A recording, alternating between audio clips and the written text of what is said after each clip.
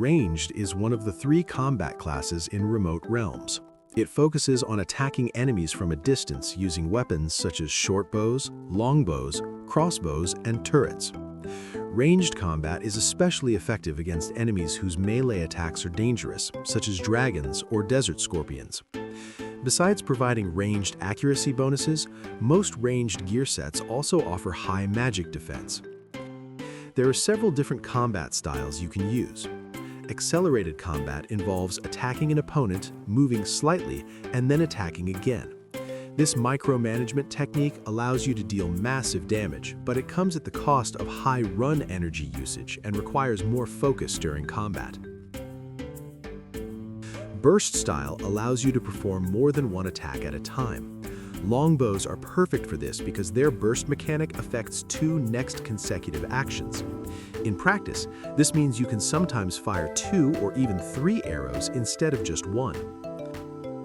Low effort style focuses on minimizing movement and actions to create a more relaxed playstyle. While it's sometimes less effective in terms of damage, it enables a more AFK-friendly playstyle. The short bow works especially well for this approach. Let's discuss the 3 basic types of weapons. Each has its own advantages and disadvantages. Short bows are remarkably fast compared to other ranged weapons. Long bows have increased range strength, feature the solid burst mechanic, and can hit targets from further away.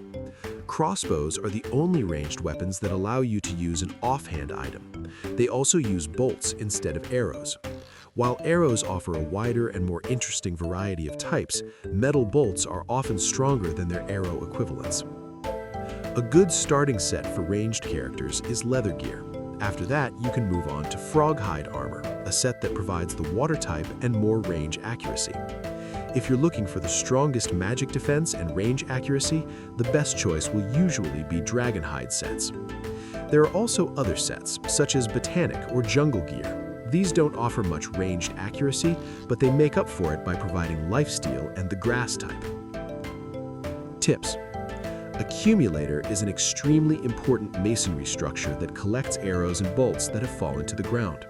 To use it, you need to insert a magnet into the turret. Magnets can be dropped by magnetos.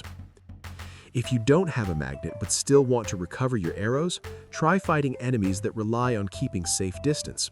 Rangers and magic-using enemies, such as dragons, tend to stay in one place. Once you defeat them, you'll be able to collect most of your arrows from a single location. When you have the high ground and are positioned above your opponent, you can deal additional damage.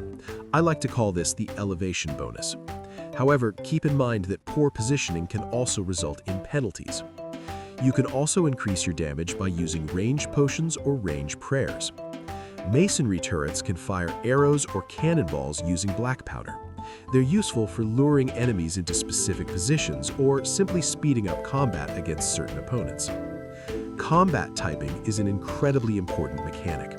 I discussed it in more detail in previous video, so here's just a quick explanation. For ranged characters, your offensive combat types come mainly from 2 sources: the type of arrows or bolts you use, and the dominant type provided by your equipment. Whenever possible, you should exploit enemy weaknesses to maximize your damage. For example, in the case of Meteosaur, its weaknesses are metal and water, types that ranged characters can obtain relatively easily. I choose metal bolts for the crossbow to obtain first helpful type. For the water type, I equip a water ring and water froghide legs. This is just one possible setup. You could also use an oceanic helm and a warrior's corpus for additional bonuses.